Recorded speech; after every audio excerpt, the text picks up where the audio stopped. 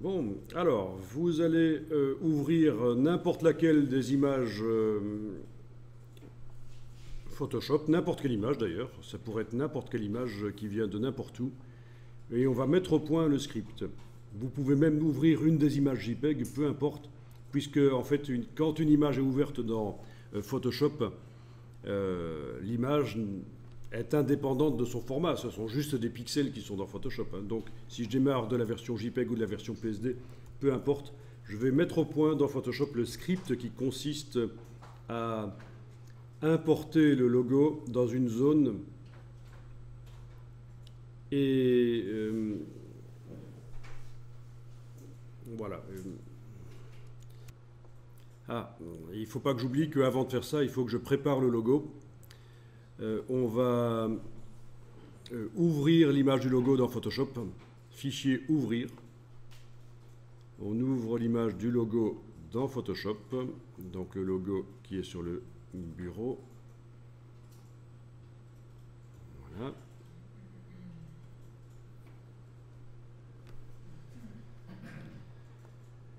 Vous cliquez sur OK et voilà votre logo.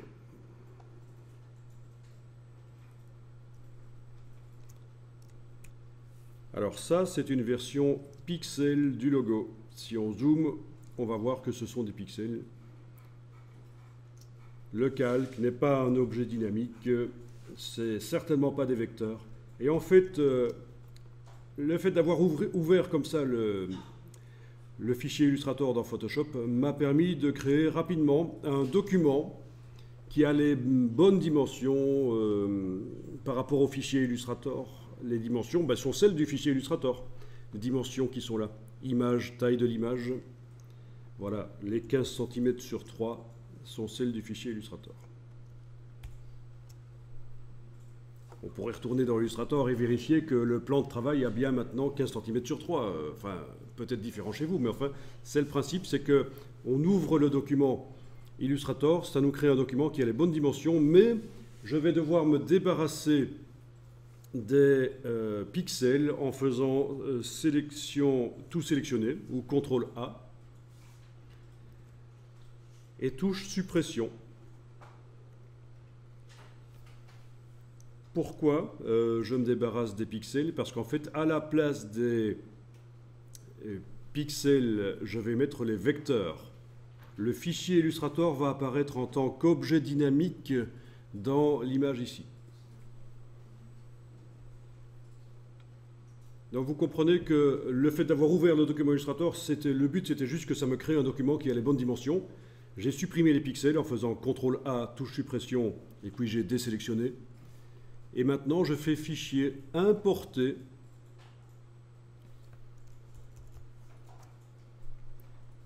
Je vais faire comme vous avez C6. C6 ne permet pas de faire un fichier lié quand on l'importe. Donc je vais faire à la manière de C6, importer et incorporer.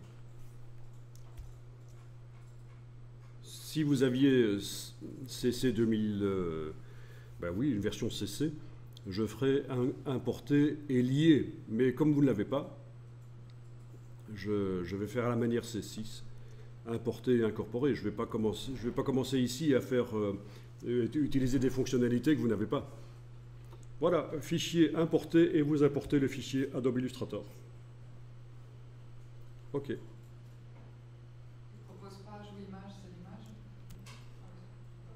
Voilà, on valide par le petit V ici.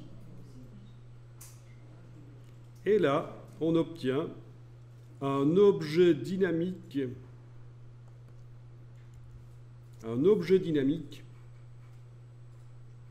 Qui contient des vecteurs.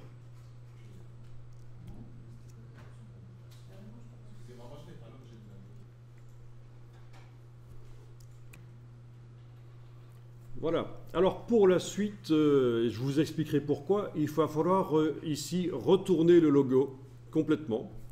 Alors vous allez dans le menu Image, rotation 180 degrés. Image, rotation de l'image 180 degrés. Voilà. Et on enregistre le fichier, enregistrer sous, fichier enregistrer sous. Voilà, ça va porter le nom du logo, mais cette fois-ci, c'est plus un point AI, c'est un point PSD. Sur le bureau. C'est important que ce soit sur le bureau, pas dans un dossier. Vraiment au premier niveau sur le bureau.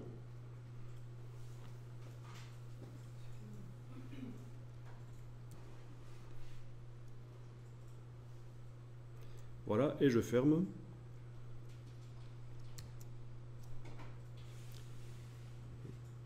Et alors, vous allez renommer le fichier sur le bureau. Oui, c'est vrai que j'aurais pu le renommer aussi à l'enregistrement, mais j'ai oublié que ce serait quand même plus logique que de le renommer, ce PSD.